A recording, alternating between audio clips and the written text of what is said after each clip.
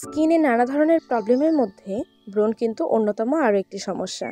আজকে ঘরোয়া পদ্ধতিতে মাত্র 2টি উপকরণ দিয়ে বানিয়ে ফেলবো এমন একটি টোনার যেটা আপনার স্কিনে ইউজ করলে ব্রণ অনেকাংশেই কমে যাবে। আসসালামু আলাইকুম, hello everyone, welcome back to my channel অধরাস ব্লগ। তো আজকে আমি যে টোনারটা বানাবো সেটা বানানোর জন্য আমাদের ফার্স্টেই লাগছে নিম পাতা। সেক্ষেত্রে কিন্তু অবশ্যই জাতি নিম পাতাটা নিতে হবে, আর তার সাথে লাগছে লবঙ্গ। তো আমি চুলোর মধ্যে পাত্র বসিয়ে সেখানে দিয়ে দিলাম নিম পাতা। নিম পাতাগুলো আমি এখানে ভালোভাবে ধুয়ে নিয়েছি, আর এখানে 10-12টার একটু কম আমি নিয়ে নিয়েছি লবঙ্গ। তো নিম পাতাগুলো ধুয়ে টুয়ে আমি সুন্দর করে চুলোর মধ্যে বসিয়ে দিয়েছি। এখানে 1 মুঠোর বেশি নিম পাতা রয়েছে, তাই আমি 1 গ্লাস পরিমাণে পানি দিয়ে দিলাম। মিডিয়াম টু হাই হিটে আমি এটাকে এখন জাল করে নেব। যখনই আমি দেখব এটা প্রায় বলক হয়ে এসেছে, সে পর্যায়ে হচ্ছে আমি লবঙ্গগুলোকে দিয়ে দেব। এটা মূলত আপনার স্কিনকে ব্রণমুক্ত করবে। আমি বলবো না এটা ইউজ করে একদিনে আপনার স্কিন পুরো ব্রণমুক্ত হয়ে যাবে। এটা যেহেতু ন্যাচারালি জিনিস বা প্রাকৃতিক উপায়ে আমি তৈরি করছি, সেক্ষেত্রে এটা ধীরে ধীরে কাজ করবে। আপনাকে ধৈর্যের সাথে এটা ইউজ করতে হবে স্কিনে, তাহলে অবশ্যই আপনি এটার রেজাল্টটা দেখতে পারবেন।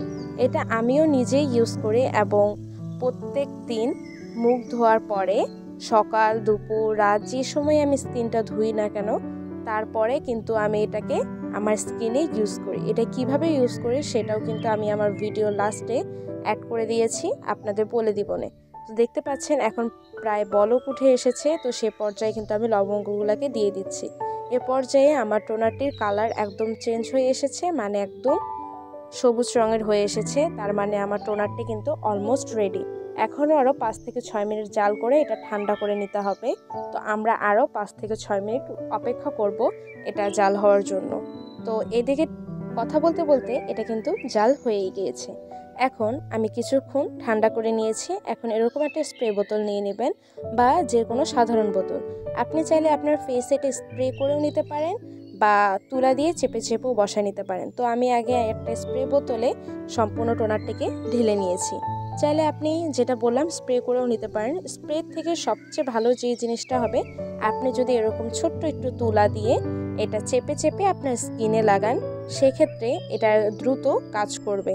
কারণ তুলা দিয়ে লাগানোর ফলে স্কিনের সব জায়গায় লেগে যাবে, আর স্প্রে করার ফলে আপনি শুধু যেই জায়গায় স্প্রে করবেন সেই জায়গায় যাবে।